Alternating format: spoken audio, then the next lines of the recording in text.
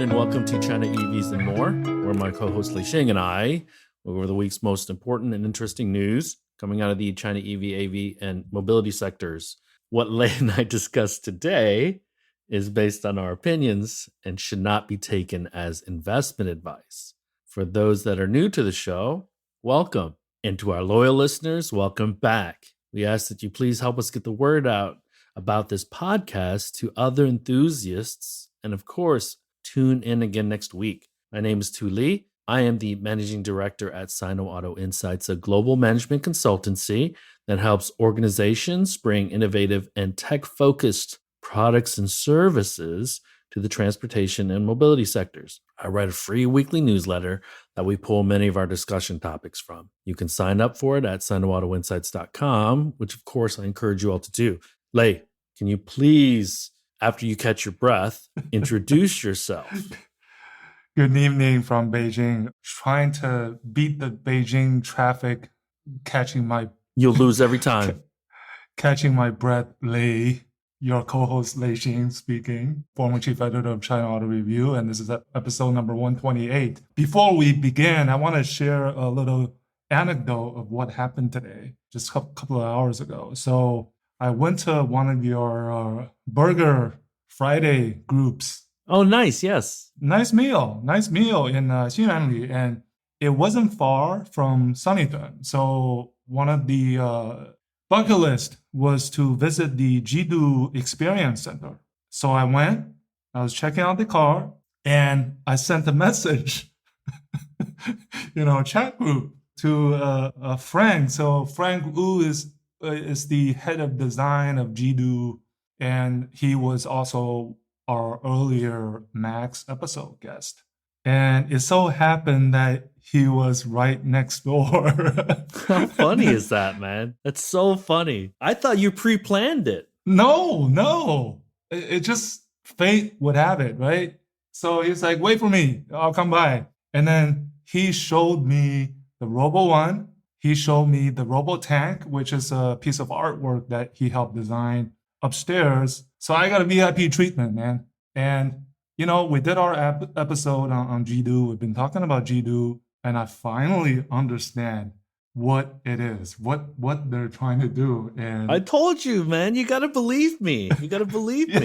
No, I believed you, but I told you that stuff is next level, right? It's next level. What they're trying to do is going to raise the game, right? That is understatement of what they're trying to do. And, I'll share some videos. We're not talking just the evolution of some features. We're talking It is going to be really, really tough to execute perfectly. And it's going to take, now Frank is a professional industrial designer, user experience designer. He has a large team at Jidu. And so I'm not that concerned about the design and user experience. I'm wondering if the software can execute on their design intent.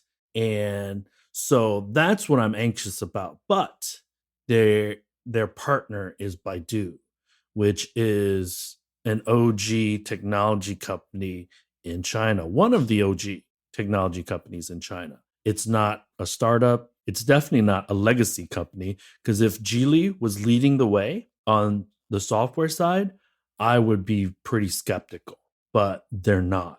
Yeah. It is the coolest thing to have Frank show you. I mean, you can't even plan that. It's just like, oh my God. I was like, what the heck? Like, we just bumped into each other. And I was like, I'm not going to make a trip down to Shanghai this time. I was like, but you're up here. So we met. Like, what the heck? And for those that are wondering, Frank Wu is a Chinese American who studied in Detroit at the College of Creative Studies, super smart guy, and worked at General Motors for 7 years in Warren and Detroit, and moved back, designed for BAIC for a while, and then got this offer to be the head of design at this stealth startup. And he, and you want to listen to more of his story, it's a super, super interesting, compelling story that I'm very proud that he decided to allow us into his life so we could have a discussion with him. Now we're all good friends. and Yeah. we're his biggest cheerleaders.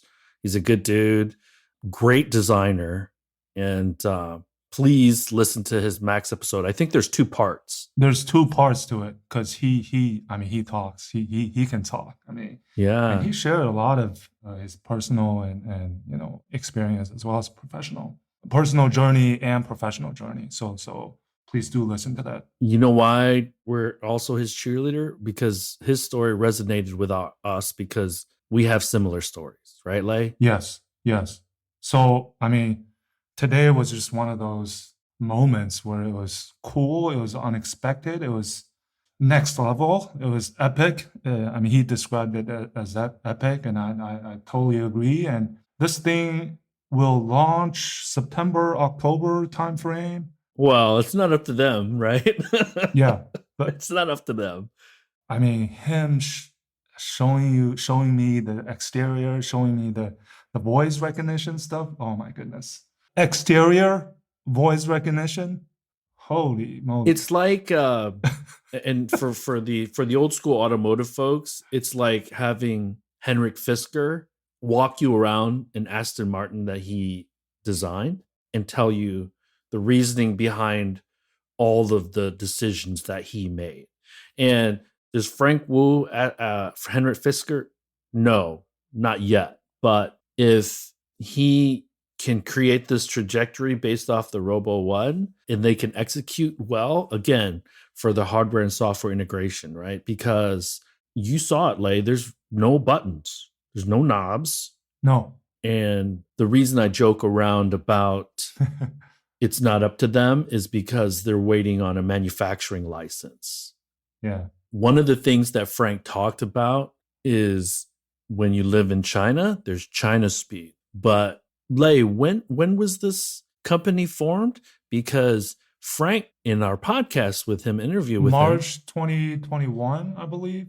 Yeah, so he talked about Jidu speed, right? So he said that's even next level relative to China speed. And I've been long Jidu for a while just because the features are just going to be, again, if they can execute, they're going to be difference makers globally. So yeah, it's nothing like what's out there right now.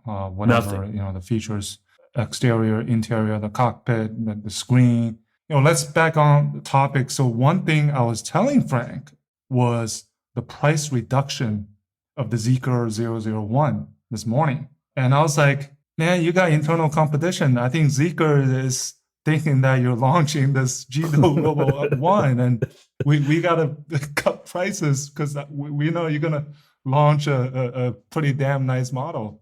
I was joking with him. So Jidu is actually ready to go with production. I don't think it's them delaying or being delayed because of any internal issues. When I spoke with Frank in April, so a little bit more background, I got to visit Jidu headquarters. Robo-based. Yeah, the robo-based, that's right. And so if you want to talk about Lei's experience of walking through with the vehicle, Frank took out a couple hours of his time, his day, to walk me through the car and the headquarters, and so it was quite a treat. But the Chinese government is limiting additional manufacturing licenses, and that's one of the hiccups. That's the major hiccup, anyways, for Jidu not being able to get their vehicles on the road.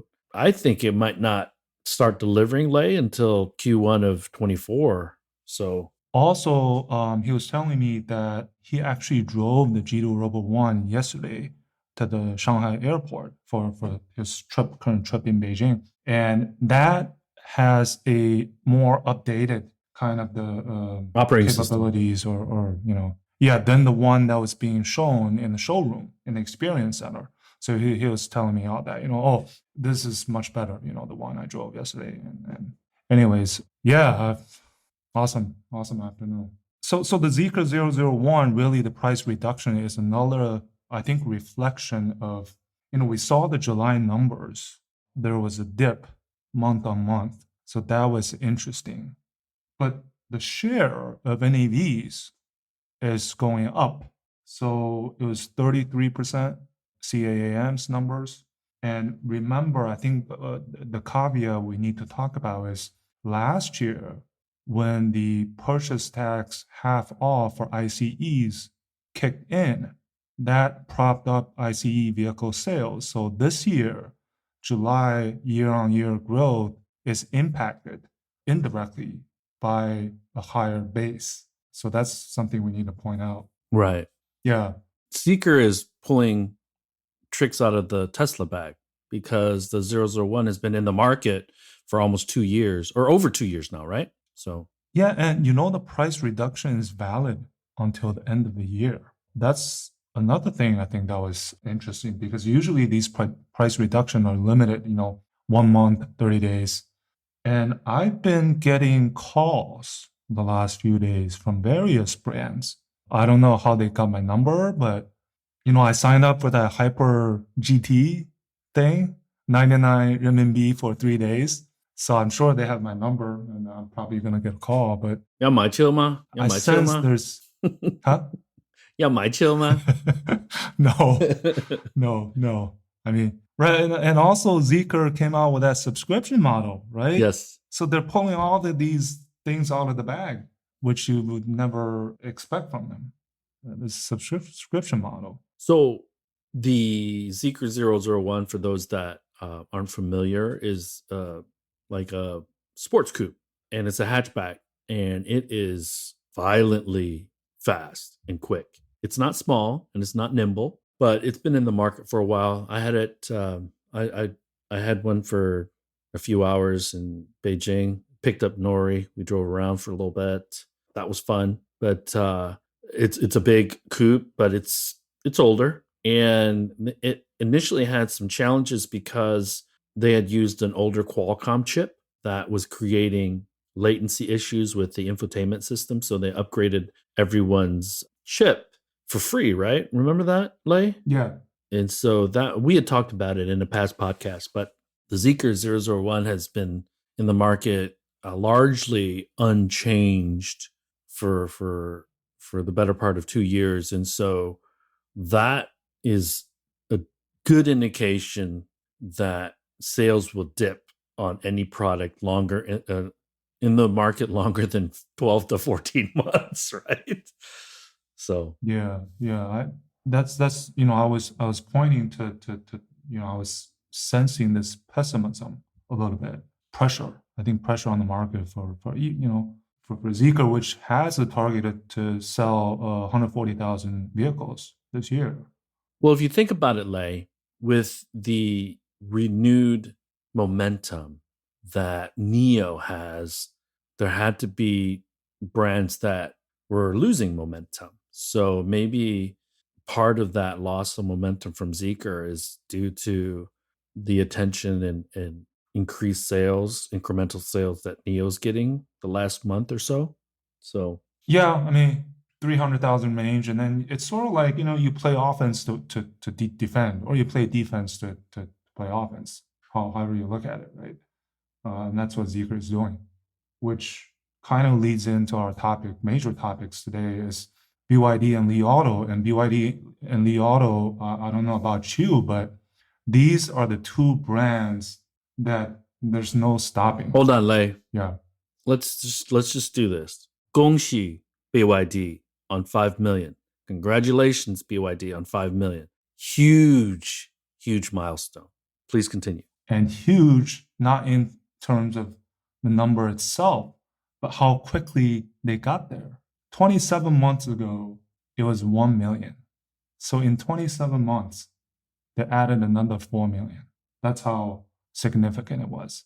In another perspective, the 20 millionth NEV produced in China just rolled off a month ago, which means out of those 20 million, close to a quarter is from BYD. Let's just say 25%. I mean, it's 差不多, right? Yeah. So that's what we're looking at. And seeing Chuanfu choke three times. A lot of people was shedding some tears when they were watching this, including yours truly. I mean, and then, maybe all that money in his pocket was, making him comfortable.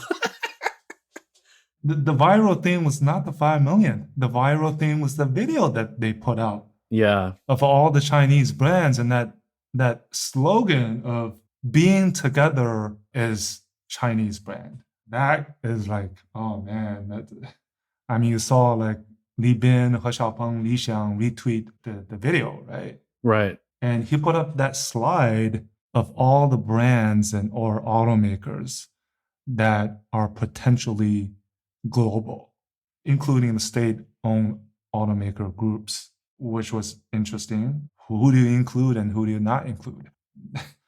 So, Because the ones that you don't include will feel slighted. I mean, Li Auto, XPeng, and Neo. That's it. That's the Yeah. 3 EV startups. I have to take credit for that, Lei. I'm sorry. I got to pat myself on the back. I came up with that China EV Inc. At least I didn't hear anyone else say that. And that's exactly what that is. It's a group. It's not just BYD. It's a group, a consortium of EV companies that are launching onto the world, because Neta's in Indonesia right now. So there's a lot going on, not just in Europe, but in Southeast Asia. And there was an article that said that China EV Inc. or China Auto Inc., with a lot of help from China EV Inc., is going to hit 5 million units of export vehicles this year globally. So that's a massive number. But please continue. Sorry.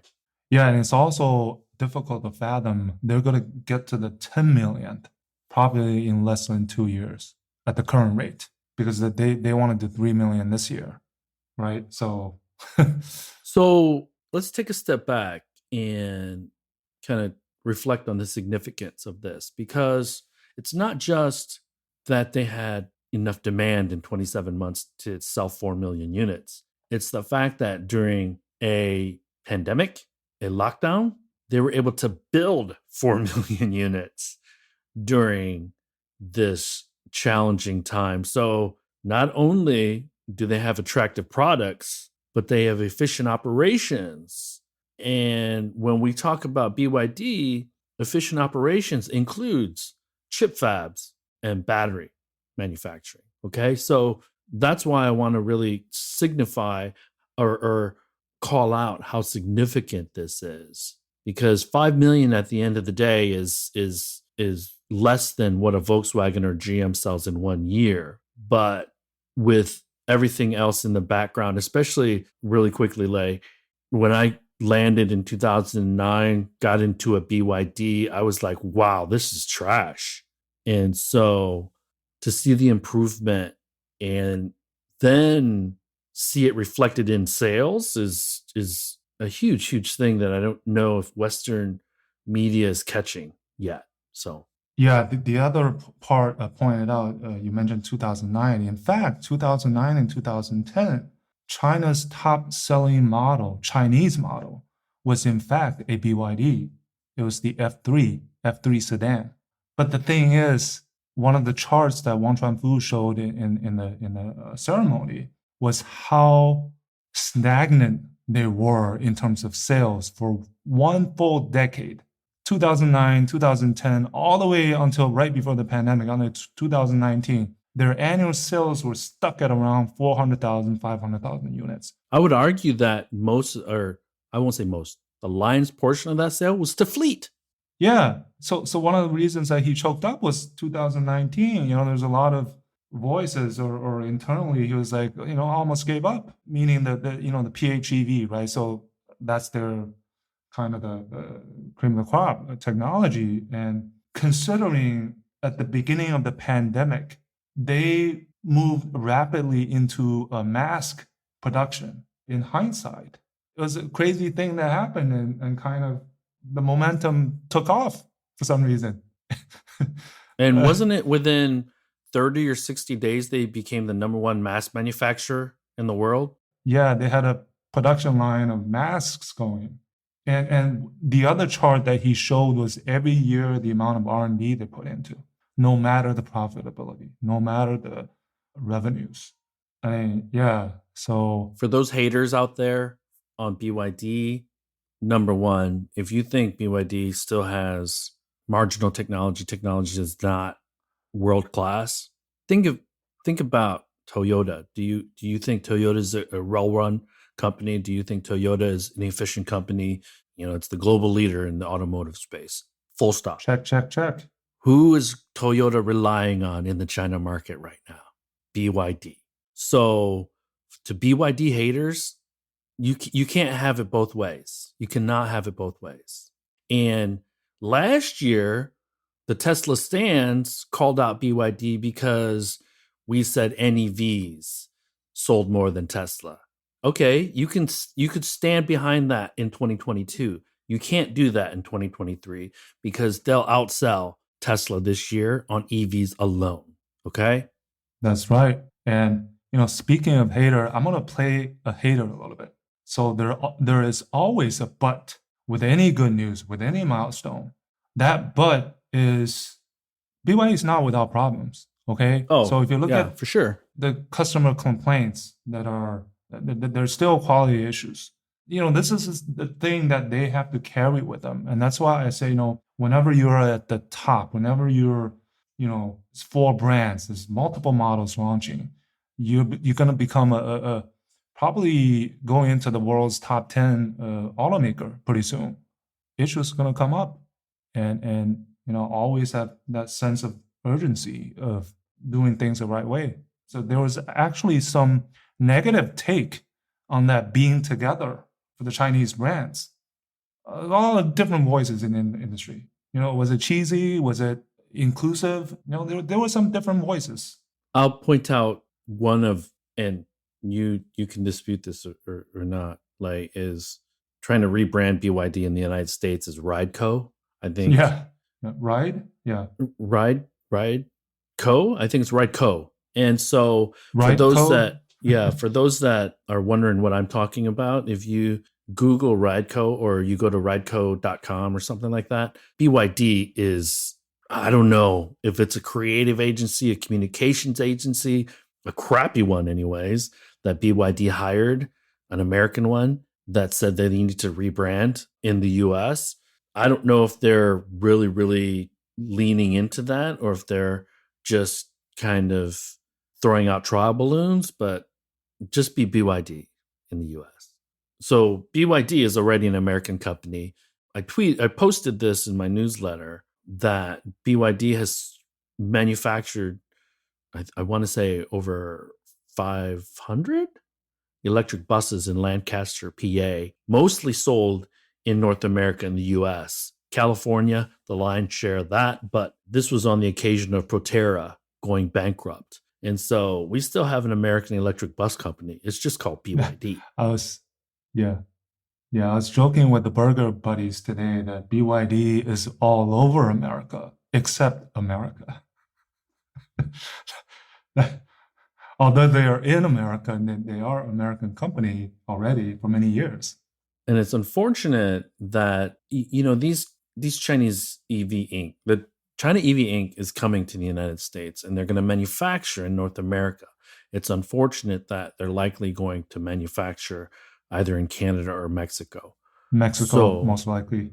Yeah, because the reason we say that is because BYD in particular has mass market vehicles. And so in order to keep margins, and Mexico, Latin America, South America has markets that are perfect for BYD. BYD is already exporting to Brazil, and I want to say have the number 1 EV product in Brazil. So they're already successful in many parts of Latin America. So it would just make a ton of sense for them to manufacture. But that could be a missed opportunity for the United States. Okay. Yeah. So we've talked about BYD. Can you talk a little bit more about Li Auto? Because you had mentioned Li Auto as well. So Li Auto, they had their earnings call, crushed it.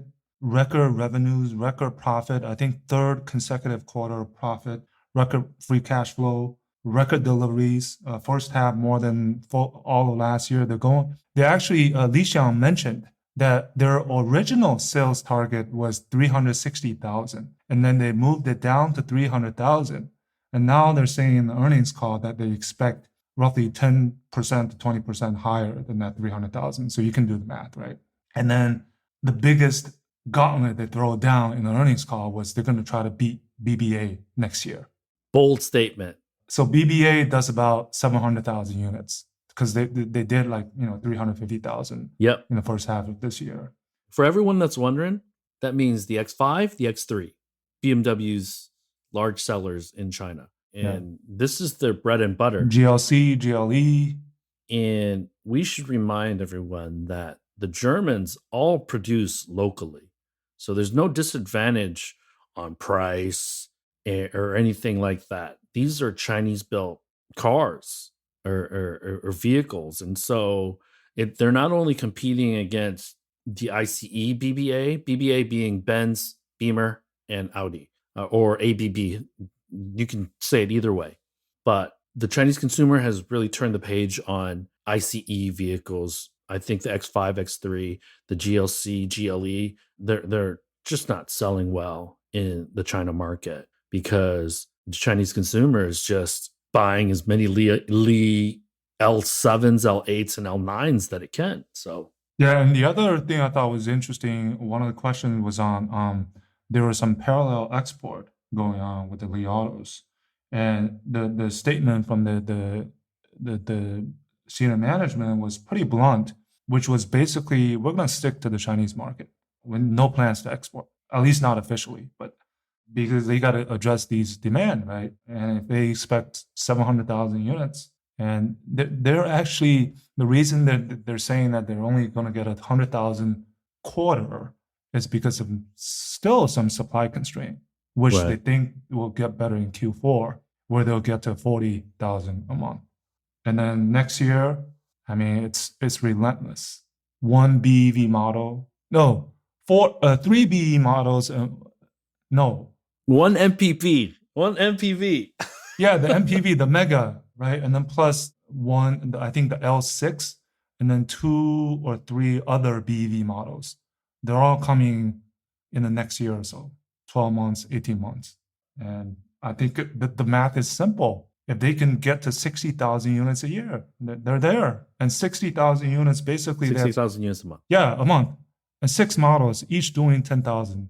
It sounds pretty easy. And they don't need to go abroad yet because the share price has never been higher. So I think originally most of the China EV Inc. that were looking to go abroad wanted to build that share price, wanted to build that market cap, but it's backfiring for most of them because they created too much complication, too short of a time during a pandemic, during a price war. And so where Li Auto has to think about which province should I deliver to in China, a BYD has to think about how many am I going to allocate to Brazil? How many am I going to allocate to Thailand? How many am I going to allocate to Israel? So this increases the complexity X-fold, okay? And so NIO has a similar problem or a challenge, not as complicated because they're not in 55 countries, but now that demand is a little bit higher in China, how many are they going to allocate to Europe in order to keep people interested in their vehicles there? These are really, really tough decisions that Li Ben and his ops team need to make, right? And Li Xiang, I mean, he's becoming a KOL now, not only in the auto industry, but in the broader business community, because he now is on Dedao. He's our competitor?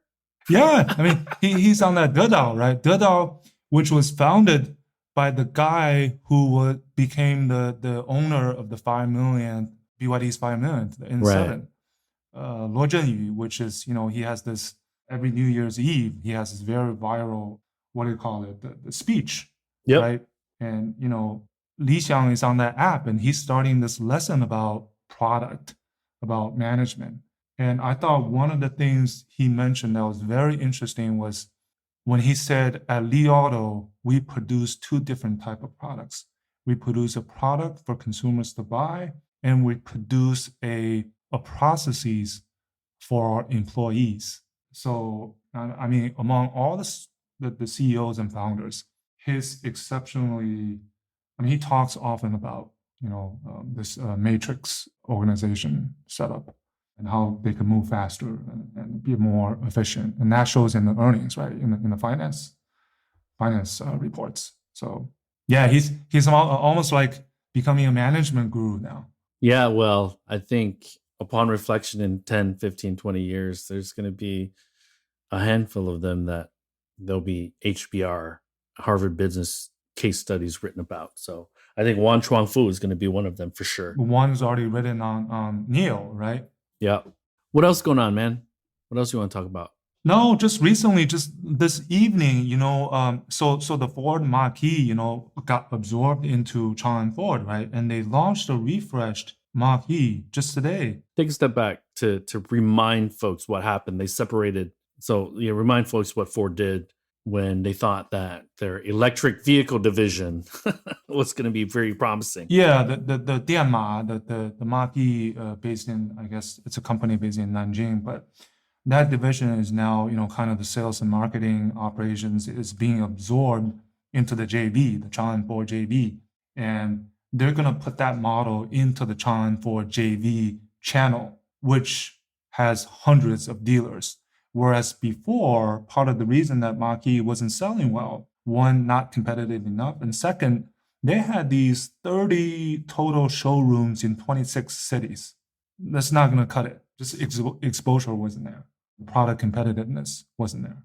Yeah, so that's a little bit of history, It's important to note, and even veteran companies that have been in China and doing business for years and years and years, this should be a reminder to everyone in every company that either does business in China or wants to do business in China. If you're not all in from an investment, from a hiring, from an expertise standpoint, even language, you're not going to win. You're not going to get any share. And I'm talking across sectors. 26 retail centers and 25 cities. That's nothing. It's nothing for a company that wants to sell thousands of these vehicles. Okay? Jumping off my soapbox, Lei. Yeah, the Mach-E, I think their first half sales, take a guess how many they sold the first half of this I year. saw that number, but I don't know. It just wasn't worth remembering. Yeah, it's embarrassingly low, but enough with the dunking. Chang'an Ford is forming a sort of another joint venture entity with Chang'an to kind of sell Chang'an branded NEVs and Ford branded NEVs. I just read this in one of the chat groups. Like Ichi? Huh? Like together? Yeah, so it's weird. It's a weird setup where the Chang'an Ford JV has 60% of this new entity, and the Chang'an partner has 40%. This just came out like this. I don't know. Will they sell the Mach-E alongside the Avatar? I don't know. It's something that just came up, so we have to look into it. But latest news out of China. But yeah, that I did not hear that. But so currently Ford is going to be launching the Ranger. They're going to be launching, is it the Maverick or the Ranger? Ranger and the Bronco, locally produced. Yeah. And so they're still on the ICE train when it comes to their new products. But outside of those two new products, there's not much going on at Ford. They're struggling with the Mach-E, as Lei had mentioned. Yeah. And it doesn't help that Chang'an decided to partner with Huawei and Alibaba, was it? To form Avatar, which is an CATL, sorry. That's right. With CATL and Huawei to form an EV brand, which we've spoke about in the past called Avatar, which one of their products basically directly competes with a Mach-E. Yeah. So speaking of Huawei, a couple of news from Huawei. One is they just denied rumors that they were going to set up a kind of a BU in Chongqing. And second is that new Luxeed with Cherry, supposedly using the first Harmony OS 4.0 that they announced a couple of days ago. Like these things just continue just to emerge and like every other day is like, oh, there's some new brand.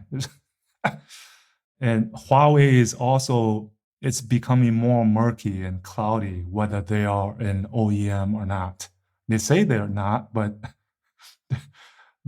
they're playing these different cards that make them a formidable, player. Although Ito is not doing well. Yeah. Yep.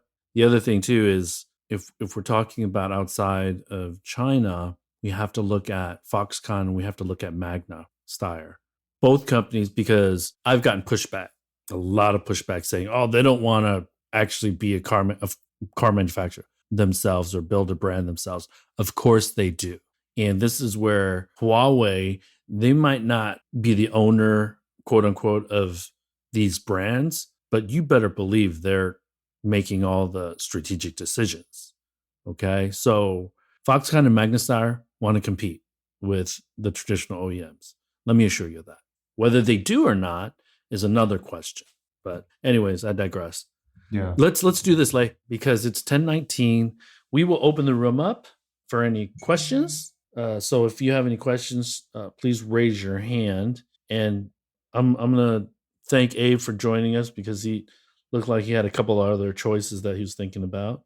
But what else did we want to talk about while we wait for anyone that has any questions? Lei, let me see. Let me check my newsletter. Whatever you want to share from your newsletter, but things just continue to be fast evolving. I think in China, me being here, like you think me being here, I can be on top of things. I can't.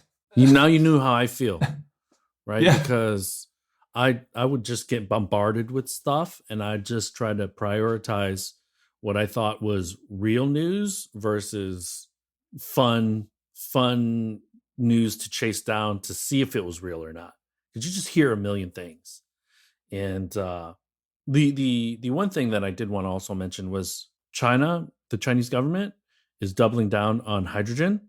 So I think that's worth noting because there are still a lot of analysts out there that are doubtful that hydrogen can become an alternative to electric vehicles. And my feeling has always been if the Chinese government wants a certain technology to become a thing, they will put the R&D behind it to make it a thing. And so they have wholeheartedly this week announced that they will make the market more attractive for hydrogen adoption.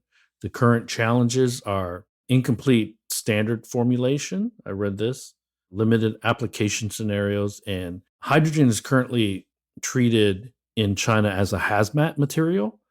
And so they're going to massage all these things with the goal of, so by 2024, they're going to revise policies. And then by 2025, they have a goal of I want to say 500,000 units being sold that are hydrogen. So if you're wondering, hydrogen is going to be a thing. It's going to be a thing in China, which means that there's a decent chance that it'll be a thing in the rest of the world. So, And the only company, let's say, or maybe the only major foreign company that's making a bet in China is, in fact, Toyota. yeah. Isn't Nissan though too, or no? No, mostly Toyota. I think they're pretty active. They're already supplying stack and systems. I think to a local partner. Yeah. Or right. So things like that. I believe Nissan and Toyota are both selling passenger vehicles in the United States, FCEVs anyway. So Honda, you mean Honda? Yeah, maybe it's Honda, but I thought Nissan too. I could be wrong. So Clarity and Mirai. Yeah. Quickly on the CPUC's approval for Waymo and Cruise. I think that was the big news out of the US at least. But a similar approval is coming for Baidu and Pony to offer paid, fully driverless rides in Yizhuang in Beijing. Right. I've been talking to some Baidu people, and they're just waiting on formality, basically. So yeah, that's a major development on the And EV then side. obviously U.S. news or global Tesla news is that CFO Zach Kirkhorn has left or will be leaving. And normally, I'd written this in the newsletter. Normally, for controversial companies, when a CFO leaves, that normally means that they know something we don't. But in this case, Zach has been at Tesla for 13 years, which is probably like being at a normal company for like 40 years. And he's been the CFO for 4 years. And Business Insider had written that he's accumulated $569 million of compensation. Good for him. So maybe he's just done with working. I like this guy. I mean, he's every time I've heard on some earnings calls, he just seems, I mean, from his stature, it sounds like a nice guy. Whereas Elon is, right, the more crazy, outspoken-ish. So, Yep. but people come and go. It's not a killer company, so. And we might as well say this. You and I will be in Munich for the IAA. Yeah, I was going to talk about that. The chatter leading up. Yeah, for those that are going to be there, please get in touch with us. Maybe we could go find a pint. Maybe you and I can sponsor a happy hour in Munich for our listeners. If anyone is in Europe, we did it in Detroit. Let's do it in Europe, man. We already know one happy hour that we're going, right? Yes, which is related to the podcast. Yeah, so that was the other thing. Two. Yeah.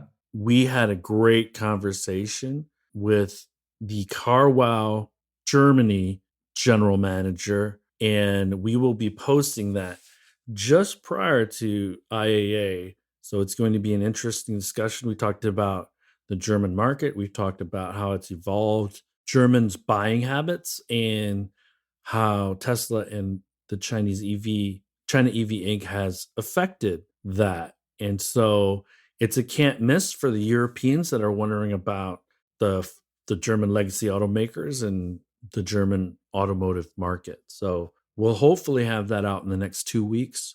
So stay tuned for that. You can talk about your other Max episode guest. Sure. So his name is Philip Saylor von Amend.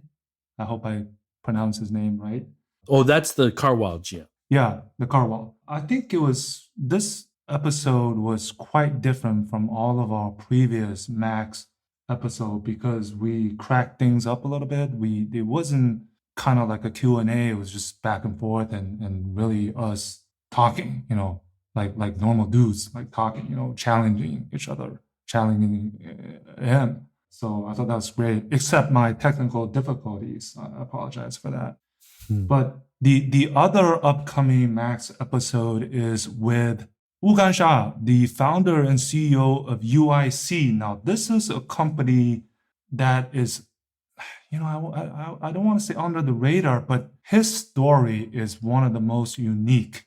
And he's a good friend of mine. He started the company in 2016. I said in the episode recording that he's one of the unsung heroes in the AV space because he's already put these AVs into service in China. And he is one of the most knowledgeable person about the China AV and the global AV landscape. So we'll have that come after Philip. So we have 2 Max episodes coming up with great guests. So stay tuned. So let's and you close have out. To go, right? Yeah, let's close out. Hey, everyone, apologies for the change in time this morning. There was a dance recital that someone had to be at. An important, very, very important dance recital that someone had to be at. And family duties. We will be back next week at 9 a.m. So thanks for joining and listening. Good morning, good afternoon, and good evening. We will talk with you all next week. Yeah, we'll talk to you next week. Thank you for joining. Bye-bye. That brings us to the end of this week's show. Lei and I thank you for tuning in. My name is Tu Lei, and you can find me on Twitter at Sino Auto Insight. That's SinoAutoInsight. You can find Lei on Twitter at LeiXing77. That's LEIXING77. If you wouldn't mind rating and or reviewing us on Apple Podcasts, Spotify, or wherever you grab your podcast from, we'd appreciate that as well. Even better, if you enjoy this show, please tell your friends about it. Please join us again next week as we track down all the latest news on China, EVs, and more.